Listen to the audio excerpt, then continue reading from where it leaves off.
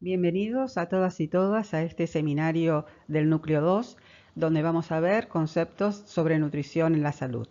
La visión de la nutrición fue cambiando a lo largo del tiempo. En el siglo XIX y mitad del siglo XX predominaban las enfermedades carenciales. Entonces las recomendaciones estaban dirigidas a ese problema de salud. Pero luego se buscó que la nutrición pueda prevenir enfermedades crónicas no transmisibles. Es así que surgieron nuevos requerimientos, recomendaciones, objetivos nutricionales y las guías alimentarias. Y a esta forma de abordaje se llamó nutrición óptima. Actualmente, pero en desarrollo y con el conocimiento del genoma humano, y si tenemos en cuenta además la individualidad genética, estamos hablando de una nutrición personalizada, donde la nutrigenómica estudia la influencia que tienen los nutrientes o los compuestos de los alimentos sobre la expresión de los genes y por lo tanto sobre la aparición o prevención de enfermedades. La nutrigenética estudia las variantes genéticas de los individuos y la respuesta clínica a esos nutrientes. Y la epigenética estudia los cambios en la expresión de los genes que son influidos por el ambiente, como sucede por ejemplo en el ambiente materno-fetal, donde la desnutrición en esta etapa puede predisponer al desarrollo de obesidad en la descendencia. También con el conocimiento del microbioma, donde los microorganismos interactúan con sus metabolitos en el organismo, resulta en modificaciones epigenéticas y posiblemente esto influya en el desarrollo posterior de enfermedades cardiovasculares, obesidad, diabetes y otras enfermedades crónicas no transmisibles. Al aumentar la esperanza de vida también lo hicieron las enfermedades crónicas no transmisibles, enfermedades degenerativas y el cáncer. La edad, la alimentación inadecuada y el sedentarismo están relacionadas con este desarrollo. El escenario cambió de enfermedades carenciales a otras por exceso y de esta manera también se definieron nuevos valores de referencia de los cuales surgen los requerimientos y recomendaciones propuestas por la OMS y otras organizaciones. La determinación de las necesidades nutricionales es muy compleja, ya que, aunque están basadas en evidencia científica, fueron aportadas por métodos muy diferentes. Varias instituciones y organismos internacionales como la FAO, la OMS y el Consejo de Alimentación y Nutrición del Instituto de Medicina, así como varios países o grupos de países, establecieron sus propios valores de referencia, teniendo en cuenta su cultura y estilo de vida. Las primeras orientaciones definieron al requerimiento nutricional como la cantidad mínima debajo de la cual puede aparecer un estado carencial, y a la recomendación nutricional que considera la ingesta de nutrientes que permite alcanzar los requerimientos de la mayoría de los individuos sanos, aproximadamente el 97,5%, que incluye dosis bioestándar de las necesidades medias y que se consideran una meta de buena nutrición. A medida que se fueron actualizando los valores de referencia, también se fueron incorporando nuevos conceptos. La RDA, que son los aportes dietéticos recomendados, se reemplazan por la DRI, que son las ingestas dietéticas de referencia, y son los valores de referencia de nutrientes que debe contener una dieta para prevenir enfermedades deficitarias, reducir las enfermedades crónicas y conseguir una salud óptima, aprovechando el máximo de cada nutriente. Estas DRI, publicadas por la IOM, son una nueva aproximación para estimaciones cuantitativas de la ingesta de nutrientes y se componen de 4 valores de referencia con distinta aplicación.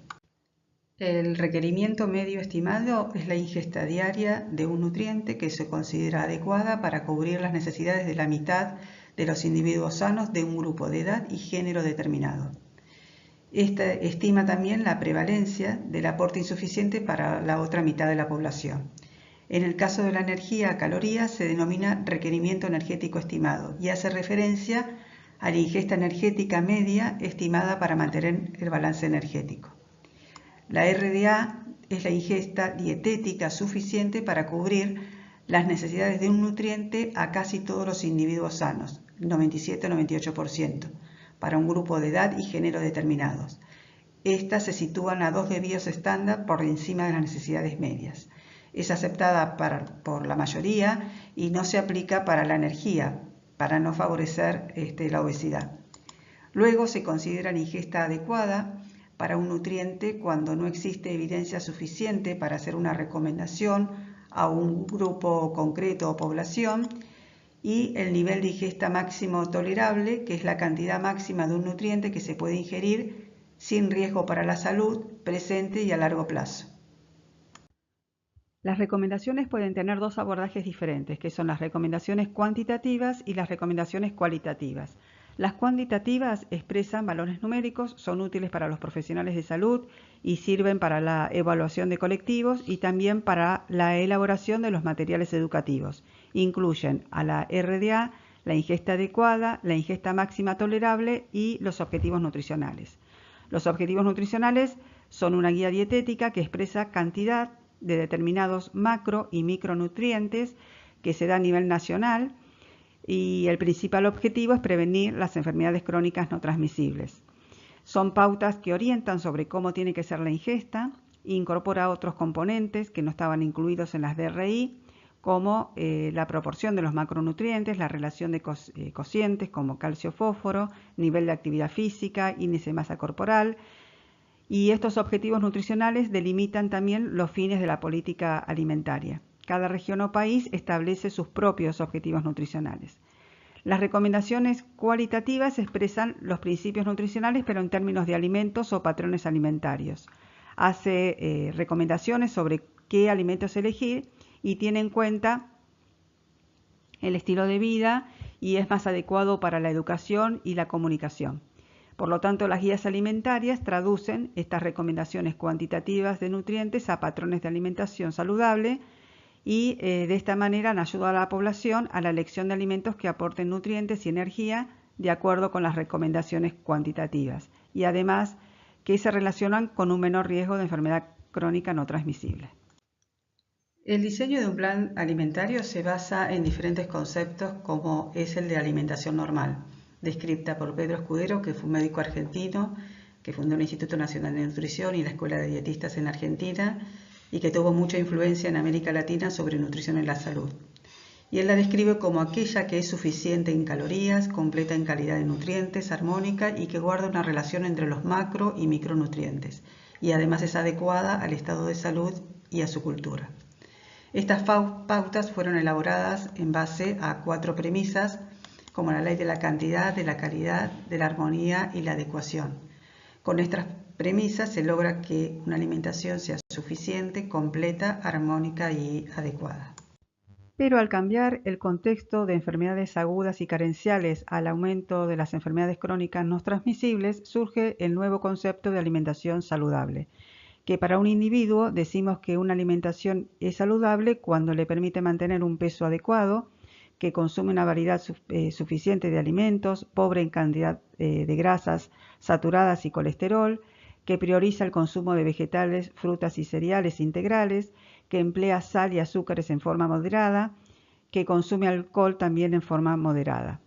En las guías alimentarias para la población argentina se promocionan estos patrones de alimentación saludable que tienen en cuenta este concepto. En el diseño de un plan de alimentación para un individuo, para un grupo o una comunidad, se van a reflejar las recomendaciones y los objetivos nutricionales propuestos.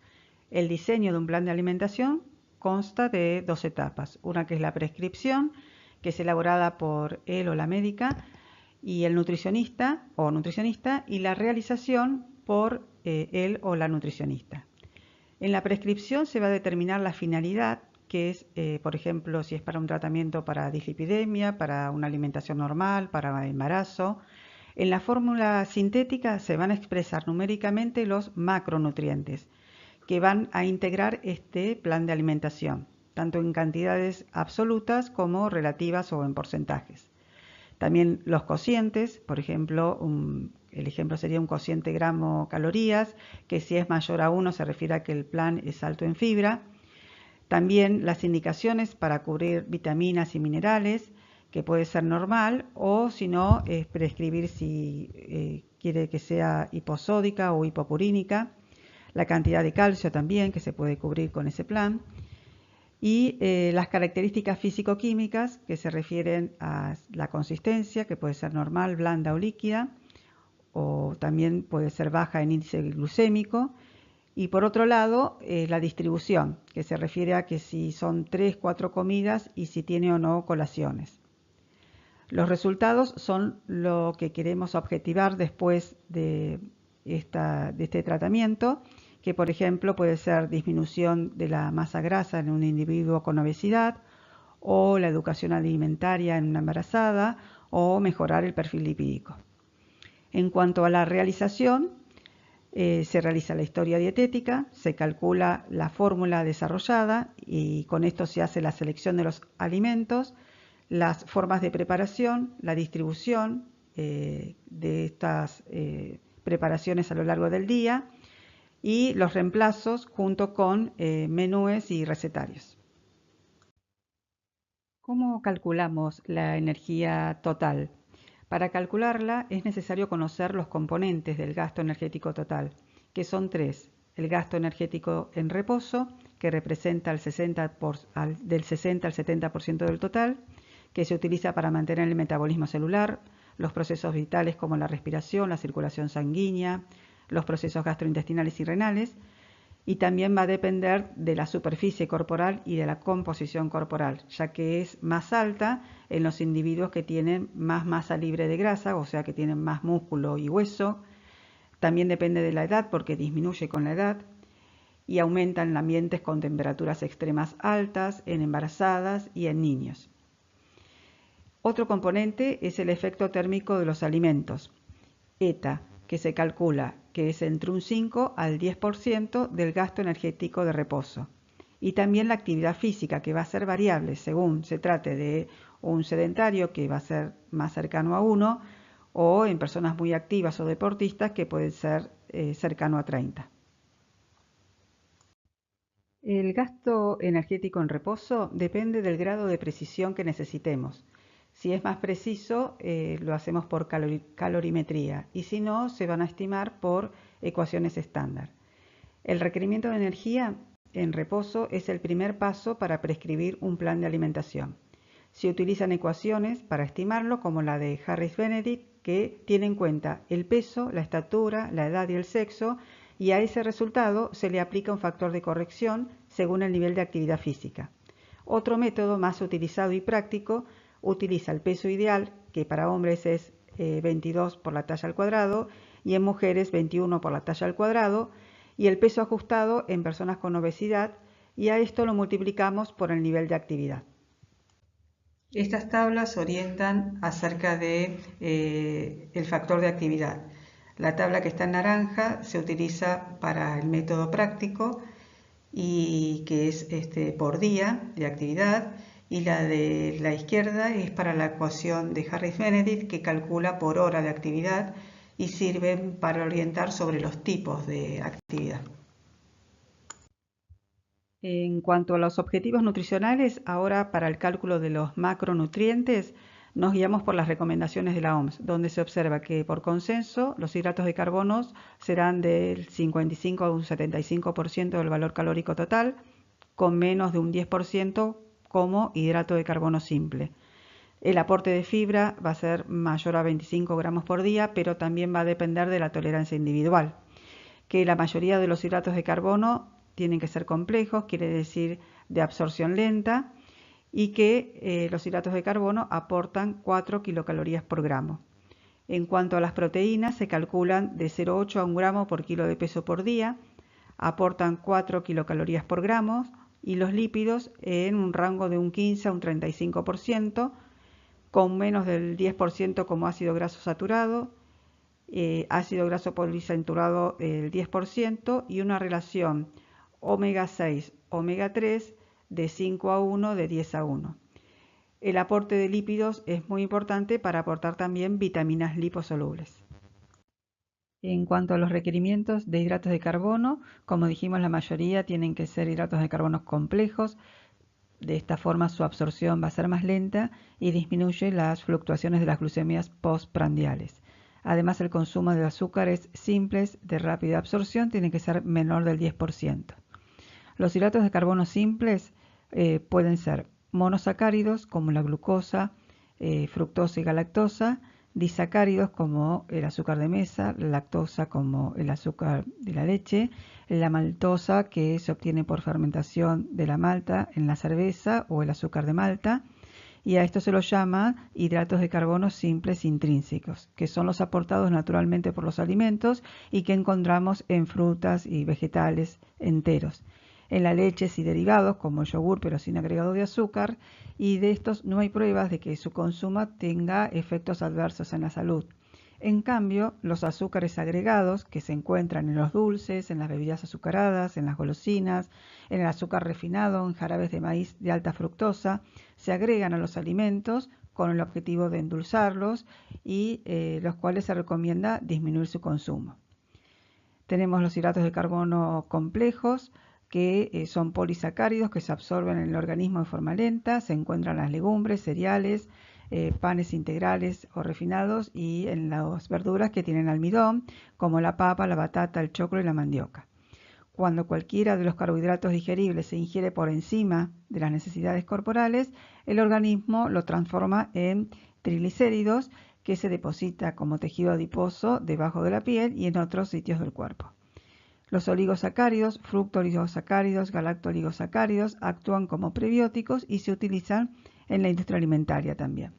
Otros polisacáridos no digeribles son como la celulosa, hemicelulosa, pectinas, gomas, mucílagos y betaglucanos, que van a formar parte de la fibra, que son el sustrato de la microbiota intestinal, que las va a digerir y transformar en ácidos grasos de cadena corta, butirato, propionato y acetato, gas y metano. La microbiota intestinal cumple funciones importantes en la mucosa intestinal, como la síntesis de vitamina B12, la vitamina K, y forma gran parte del volumen de la materia fecal. Las dietas con fibra alimentaria se van a utilizar para el estreñimiento, para dar saciación, a un menor consumo de energía y esto a su vez ayuda a reducir la probabilidad de obesidad con probable también efecto anticáncer. La fibra insoluble no puede absorber agua y este tipo de fibra ayuda principalmente a reducir el estreñimiento. Por ejemplo, el salvado de trigo, cereales integrales y legumbres, las cáscaras de las frutas y algunas verduras. Y la fibra soluble es el tipo de fibra que puede absorber agua. Uno de los beneficios de la fibra soluble es que ayuda a mantener estables los niveles de azúcar, glucosa, o sea, glucemia y el colesterol en sangre. Por ejemplo, se encuentra en la pulpa de las frutas, en las verduras, en algunos cereales y legumbres. Las dietas altas en fibra pueden ser utilizadas para prevenir la diverticulitis, hemorroides, ciertos tipos de cáncer, arteriosclerosis y enfermedad coronaria. Las necesidades proteicas dentro de los primeros meses de vida son elevadas, van disminuyendo con la edad adulta y en el embarazo y en la lactancia siempre es necesario hacer un aporte adicional. Aportan 4 kilocalorías por gramo, son el principal componente estructural de las células y los tejidos del organismo, forman parte de numerosas enzimas metabólicas y digestivas, también de hormonas, anticuerpos, receptores de membrana, factores de coagulación, modulan la respuesta génica de diversos factores internos y mantienen también la presión colidosmótica. Las proteínas están compuestas de aminoácidos que contienen nitrógeno, además de carbono, hidrógeno y oxígeno. Para la síntesis de las proteínas se reutilizan los aminoácidos circulantes y la cantidad de proteínas en el cuerpo humano siempre es mucho mayor que las obtenidas por la ingesta de los alimentos. Pueden disminuir si no se consume una adecuada ingesta energética. Por ejemplo, si la ingesta energética es insuficiente, las proteínas se van a utilizar para producir energía, reduciéndose la proteína corporal. Las proteínas están formadas por una combinación de 20 aminoácidos, de los cuales 9 de ellos son esenciales y deben ser aportados por los alimentos. Las proteínas animales se las considera completas y de calidad por contener los 9 aminoácidos, en cambio las proteínas vegetales son incompletas y tienen que combinarse alimentos que contengan aminoácidos limitantes, como los cereales, que son altos en lisina y bajas en metionina, mientras que las legumbres son altas en metionina y bajas en lisina. Se las combina para formar una buena fuente proteica de alta calidad. Las grasas procedentes de la dieta son la mayor fuente de energía y contribuyen con el aporte de vitaminas liposolubles. Los triglicéridos aportan 9 kilocalorías por gramo y según su grado de saturación pueden ser saturados, monoinsaturados o poliinsaturados. Forman parte de los fosfolípidos de la membrana celular, están contenidos en las vacuolas lipídicas en el adipocito y son transportados en las lipoproteínas. Hay dos ácidos grasos esenciales que no pueden ser sintetizados por el organismo. Son el ácido linoleico omega 6 y el ácido alfa-linolénico omega 3. El déficit del ácido linoleico omega 6 genera dermatitis, piel rugosa y seca. Por eso se estableció una ingesta de alrededor de 30 centímetros cúbicos de aceite en crudo por su contenido de ácidos grasos esenciales y vitamina E. En una alimentación equilibrada, en omega 6 y omega 3, ambas sustancias pueden trabajar en conjunto en beneficio de la salud. Si los ácidos grasos omega 6 son excesivos, producen inflamación y puede conducir al desarrollo de enfermedad como enfermedad coronaria y cáncer.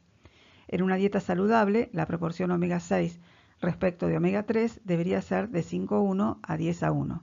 En la típica alimentación de la población argentina, la cantidad de ácidos grasos omega 6 es superior a la recomendada en relación con la de omega 3, facilitando la tasa de eventos cardiovasculares. Además, se debería incluir otros lípidos como el eicosapentanoico y el docosahexanoico, ya que también pueden ser considerados esenciales si sus precursores, que es el ácido alfa-linolénico, no se encuentran en la dieta. Los ácidos grasos monoinsaturados se los considera beneficiosos para el riesgo cardiovascular, que está en el aceite de oliva virgen, y los ácidos grasos poliinsaturados omega 6, omega 3 en una relación 5:1, 10:1 son cardioprotectores.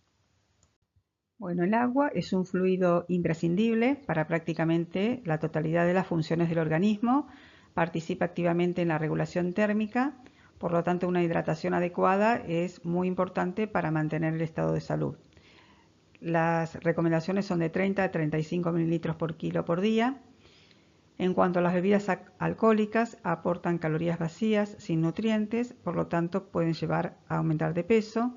Las cantidades máximas recomendadas para un adulto, en el caso de la mujer, es hasta 300 centímetros cúbicos de cerveza o 150 centímetros cúbicos de vino o 40 centímetros cúbicos de bebida blanca por día.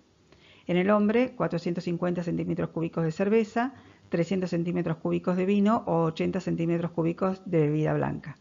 No se recomienda el consumo de bebidas alcohólicas, pero de consumirlas se recomienda que sea menor o igual a 140 gramos por semana en el hombre y menor a 70 gramos por semana en la mujer. Para calcular los gramos de alcohol, se toman los mililitros de la bebida por la graduación por 0,8 sobre 100 y a esto se multiplica por 7. Las vitaminas, según su solubilidad, pueden ser vitaminas liposolubles, como las vitaminas A, D, K y E, y las hidrosolubles del complejo B, ácido fólico y vitamina C. Y según su función, como función antioxidante, de coenzimas o dadoras de grupo metilo. La vitamina A es una vitamina liposoluble, se encuentra fundamentalmente en el tejido graso de los animales y también en las plantas, pero en forma de provitamina. Sus objetivos son la retina y la piel, son fundamental para el crecimiento, proliferación y diferenciación celular, en la inmunidad, en el mantenimiento de las mucosas y de la piel. La vitamina D tiene características de vitamina y hormona, se puede obtener por la ingesta de los alimentos que la contengan, como la leche y el huevo, pero también se obtiene por síntesis endógena, por la transformación del 7-hidroxicolesterol que es sintetizado en el hígado y luego por la acción de los rayos ultravioletas y sucesivos pasos se obtiene su forma activa, que es el calcitriol. Regula el metabolismo fosfocálcico y la mineralización ósea como función clásica, y como función no clásica participa en la diferenciación y proliferación celular y en la apoptosis. También actúa a nivel inmunitario, a nivel del sistema nervioso y el sistema renina-angiotensina. La deficiencia de la vitamina D prolongada produce raquitismo y osteomalacia, y también se la relaciona con la aparición de cáncer, enfermedad inflamatoria intestinal, esclerosis múltiple, hipertensión arterial, diabetes y artritis reumatoidea. La vitamina E es un antioxidante muy efectivo en la protección de los ácidos grasos poliinsaturados y de las sustancias fácilmente oxidables, que de esta manera protege los lípidos de la membrana celular y las lipoproteínas. También su déficit causa distrofia muscular y disminución de la respuesta inmunitaria y de la fertilidad. La vitamina K existe en varias isoformas la filoquinona, comúnmente conocida como vitamina K1, y la menaquinona, también conocida como vitamina K2. Funcionan como coenzimas en la síntesis de proteínas involucradas en la coagulación sanguínea y en el metabolismo óseo. La vitamina K1 se presenta en grandes cantidades en la leche vacuna, hígado, espinaca, crucíferas, y la vitamina K2 es producida principalmente por bacterias, por lo que se encuentra en altas concentraciones en los alimentos fermentados y en la microbiota intestinal. La vitamina K2 desempeña un papel en la regulación del calcio en el hueso y en la mejora de los resultados de la osteoporosis, arteriosclerosis, cáncer y enfermedad inflamatoria. Las deficiencias son raras en los adultos, pero muy graves en los recién nacidos. Con función antioxidante, la vitamina C es hidrosoluble, es una vitamina esencial que no puede ser sintetizada en el organismo y actúa en la síntesis, es necesaria para la síntesis de colágeno y de algunos neurotransmisores. Las principales fuentes son vegetales y ciertas frutas de colores rojos y azulados. El déficit produce escorbuto. La coenzima Q es lipofílica con función antioxidante, previene la oxidación de las proteínas, lípidos y el ADN. Se encuentra ampliamente distribuida en los alimentos naturales, tanto animal como vegetal. La vitamina B1 o tiamina es fundamental en el metabolismo de los hidratos de carbono. Su deficiencia ocasiona sobre todo alteraciones neurológicas como el beriberi seco, que predomina la polineuritis, y el beriberi húmedo con alteraciones cardiovasculares con edema. La afección cerebral más grave es la encefalopatía de Wernicke y el síndrome de Korsakoff. La carencia de tiamina se observa con el consumo de alimentos muy refinados, en la anorexia, en el alcoholismo, la nutrición parenteral con exceso de glucosa y secundaria a la tirotoxicosis. El diagnóstico se confirma por la determinación en plasma o por la excreción urinaria. Se encuentra en las levaduras, verduras, carnes de cerdo, vacunas, cereales integrales, frutos secos, arroz enriquecido, trigo, harinas blancas enriquecidas. Como dadora de grupos metilos, el ácido fólico, que es crucial en la proliferación celular, y su deficiencia produce anemia macrocítica y megaloblástica. La vitamina B12, que interviene en los procesos de metilación de la mielina, los neurotransmisores y fosfolípidos de la membrana celular, y es esencial en el mantenimiento de la integridad del sistema nervioso tanto central como periférico. Junto con el ácido fólico, participa en la síntesis de purina y de pirimidina para el ADN, y la deficiencia de B12 causa anemia megaloblástica y neuropatía. La vitamina B6 interviene en el metabolismo de los aminoácidos.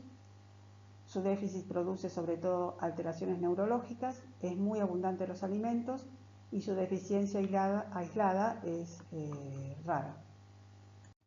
El hierro es un oligoelemento esencial, participa en muchos procesos biológicos que son indispensables para la vida, como el transporte y el almacenamiento del oxígeno, en la fosforilación oxidativa, en el metabolismo de los neurotransmisores y en la síntesis de ADN y ARN. La deficiencia de hierro es la carencia nutricional más prevalente en el mundo y la principal causa de anemia. Los grupos más afectados son los lactantes, los niños, adolescentes y mujeres en edad reproductiva y embarazadas. El hierro hemo está en las carnes y es el de mejor absorción, y el hierro no hemo en las legumbres y vegetales. La OMS estableció recomendaciones que tienen en consideración la biodisponibilidad del hierro de la dieta y las clasificó en baja disponibilidad de hierro con alimentos que contienen poco hierro o hierro no hemo, poca cantidad o nula de carnes y bajo aporte de vitamina C, y aumento de antinutrientes que impiden su absorción como fitatos.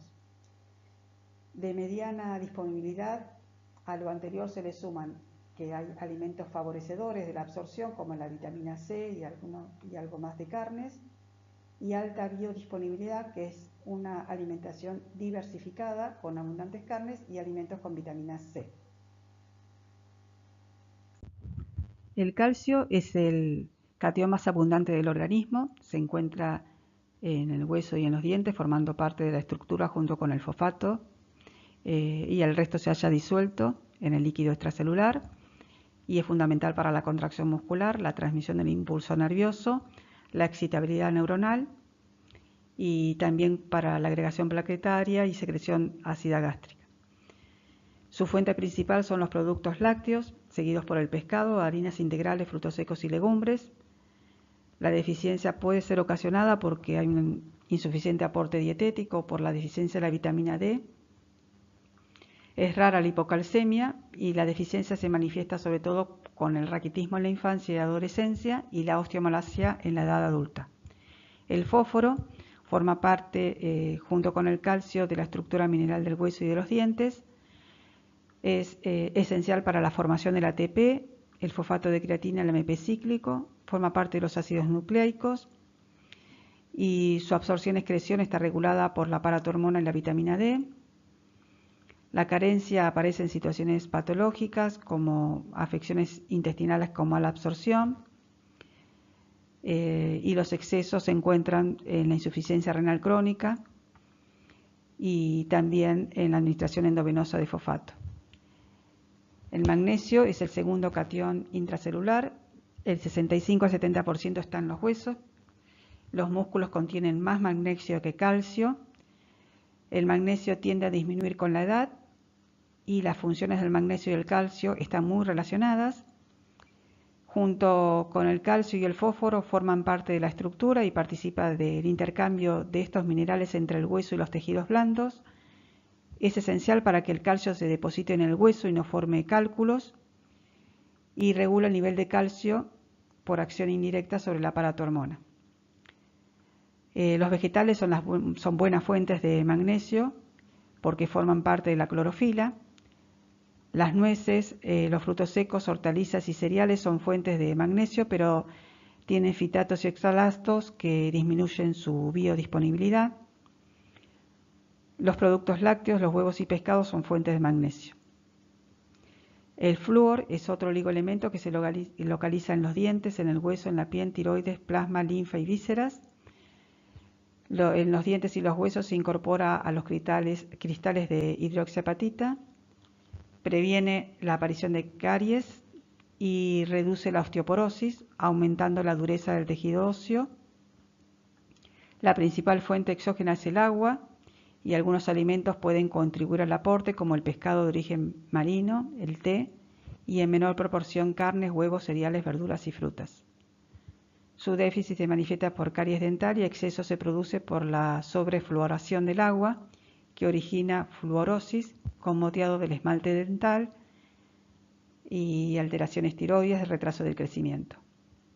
El zinc está contenido en el organismo, el contenido en el organismo es del 2 a 3 gramos y a pesar de ser una pequeña cantidad es muy importante en el metabolismo. Participa en el funcionamiento de muchas enzimas que son importantes en el metabolismo de los ácidos nucleicos, proteínas y lípidos, hidratos de carbono, vitaminas y minerales, como función estructural en los factores de transcripción. Las funciones regulatorias participan en las cascadas de señalización intracelular y en la multiplicación celular. Las principales causas de carencia son los depósitos reducidos al nacer, en prematuros y en el bajo peso de nacimiento, el aporte inadecuado, dieta sin o poca cantidad de proteína animal y también con alto contenido de fitatos, por aumento de los requerimientos que puede ser en el crecimiento y en el embarazo, y la dieta, la fortificación de los alimentos y la suplementación son las estrategias que se utilizan para prevenir las deficiencias de este micronutriente. La deficiencia se manifiesta por baja talla, infecciones digestivas, respiratorias y dérmicas, y la lactancia materna hasta los 6 meses cubre los requerimientos de zinc. El cobre es necesario para el crecimiento, para la inmunidad, la mineralización ósea, la maduración de los glóbulos rojos, glóbulos blancos, el transporte de hierro, desarrollo fetal, contractilidad de miocardio. La deficiencia más frecuente es los nacidos pretérmino y los niños alimentados con leche de vaca. El aporte insuficiente en la realimentación de los niños desnutridos también se vio. y se observa en los síndromes de mala absorción, fibrosis quística e intestino corto, fístulas intestinales. Se encuentra en el hígado, el riñón, mollejas, carnes, legumbres, cereales integrales y frutos secos.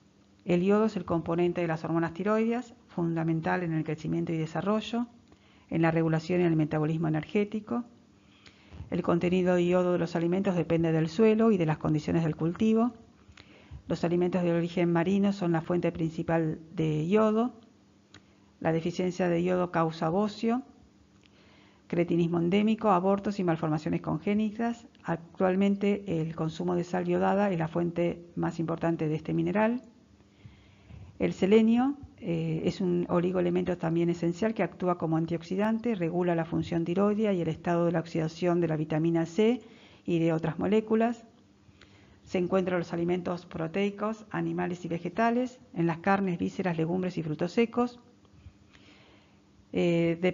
También el selenio depende de los suelos de cultivo y de la región geográfica, además de los hábitos alimentarios. Su deficiencia produce un tipo de miocardiopatía endémica, enfermedad de Quellan, osteoartropatía endémica, y también se vio en la nutrición parenteral cuando no está suplementado. También en el alcoholismo. La toxicidad crónica, selenosis, se asocia a pérdida de cabello y cambios en la morfología de las uñas y alteraciones en el sistema nervioso central. Bueno, en esta figura podemos ver los distintos nutrientes que fuimos viendo a lo largo de este seminario y los sitios de absorción. Dada la importancia que tienen los nutrientes en nuestro organismo, es que se recomiendan patrones de alimentación saludables, pero su incorporación está influida por los hábitos alimentarios que adoptemos.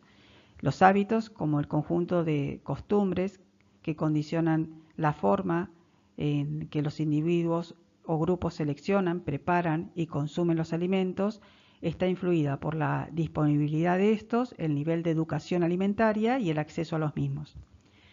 En la Argentina, los patrones alimentarios o hábitos alimentarios han empeorado en las últimas décadas, porque el consumo de sodio y el de azúcar duplica el consumo máximo recomendado.